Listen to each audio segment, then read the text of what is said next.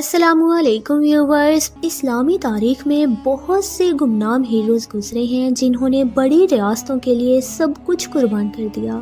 ان heroes کی تاریخ کے کتابوں میں بہت مختصر سے حوالے ملتے ہیں کیونکہ ان کی کہانیاں ایک بند کتاب جیسی ہیں جن میں ان کے سنہری کارنامے ہمیشہ کے لیے محفوظ ہیں۔ صدیوں بعد ایسے کرداروں کو سکرین پر پیش کرتے وقت بہت سی دلچسپ کہانیاں اور زبردست واقعات ان سے منسوب کیے جاتے ہیں۔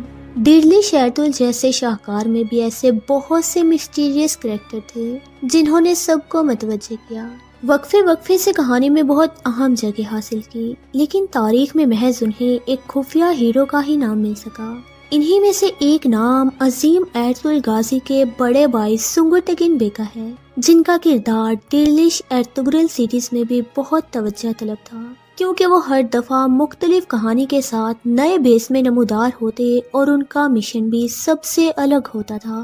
تاریخ میں انہیں سلجوقی جاسوس کے طور پر جانا جاتا ہے جو منگولوں کی جاسوسی کر کے اہم معلومات سلجوقیوں تک پہنچاتے رہے۔ سلجوقیوں سے ان کی وفاداری اور اپنے خاندان سے دوری کی جھلکیاں ہم نے ڈیڈلیش ایرطغرل سیریز میں دیکھی ہیں۔ پھر کرلش عثمان سیریز میں ان کی واپسی کچھ ایسی ہی تھی۔ اس دور تک بھی وہ ایک جاسوس کے بیس میں ہی تھے۔ عثمان بے سے ان کی ملاقات بھی ایک مشن کے چلتے ہی ہوئی۔ اب کئی سالوں کے بعد جا کر پھر سے ان کی یاد تازہ ہوئی جب ایک پر اصرار سے کردار نے خود کو سنگرتگین بے کی نسل سے بتایا۔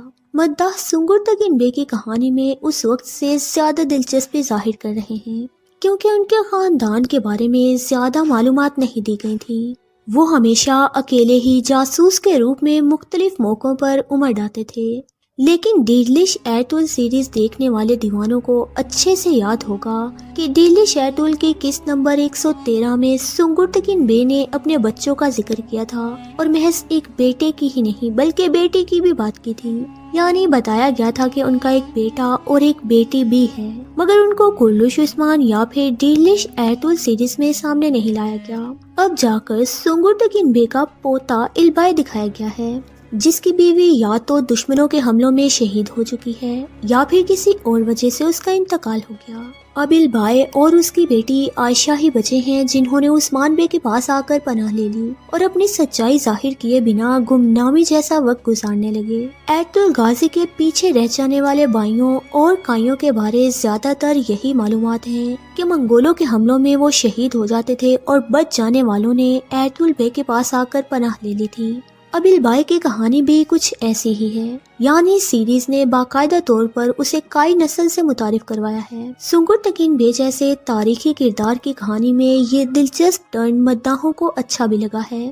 اس سے قبل بھی کرلش عثمان سیریز نے ایسا ہی ایک تجربہ کیا تھا جہاں ڈیڈلیش ایرطغرل کے سب سے مشہور ولن نویان کے بیٹے توغائے کی کرلش عثمان سیریز میں انٹری کروائی گئی۔ اب سنگرتگین بے کا پوتا آیا ہے جو ماضی کی یادیں تازہ کر رہا ہے۔ حالانکہ سنگرتگین بے کی اولاد کا تاریخ میں کوئی ذکر نہیں، پھر بھی البائے کو فرضی کردار نہیں کہا جا سکتا۔ البائے ایک تاریخی کردار ہی ہے، یہ عثمان بے اور اورحان بے کے بہت قریبی ساتھی کی جگہ لینے والا ہے۔ دراصل تاریخی جنگجو حاجی البائے کے کردار کو تھوڑی بہت ہیرا پھیری کر کے کائیوں سے جوڑ دیا گیا ہے، مگر پھر بھی اسے سیریز میں تاریخی کردار حاجی البائے کی حیثیت ہی حاصل ہوگی، جس کی تاریخی کہانی پر مکمل تفصیلی ویڈیو ہم آپ سے شیئر کر چکے ہیں، اس کا لنک ڈسکرپشن میں موجود ہے۔ ویورز، البائے کی اس پرتجسس کہانی کے بارے میں اپنی رائے کا اظہار کمنٹ باکس میں ضرور کریں۔ ویڈیو اچھی لگے تو اسے لائک اور شیئر کریں۔ آج کی ویڈیو میں بس اتنا ہی، ملتے ہیں کسی نئی ویڈیو میں، تب تک کے لیے اللہ حافظ۔